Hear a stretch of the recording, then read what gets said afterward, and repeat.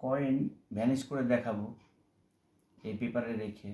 Watch, এই coin পেপারে রাখলাম, এই যে পেপারটা ভাঁজ করলাম, সুন্দরভাবে ভাঁজ হলো। এদিকে একটা ভাঁজ দিলাম, এদিকে একটা ভাঁজ দিলাম, এদিকে আরেকটা ভাঁজ দিয়ে দিলাম। পেপারের ভেতরে কয়েনটা আছে, দেখুন পেপারের ভেতর এ দেখুন কয়েন, এই যে ভাঁজ। আমি এবার এখানে ম্যাজিক করতে হবে, ম্যাজিক কাঠিটা নিয়ে আসি।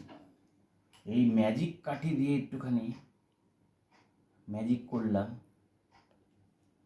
কয়েনটা এখনো আছে, এই যে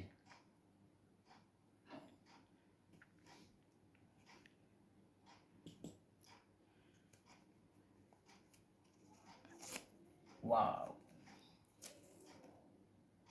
ভ্যানিশ টিউটোরিয়াল। আসল ব্যাপারটা হচ্ছে এইখানে একটু বড় পেপার নিতে হবে, একটুখানি বড় পেপার।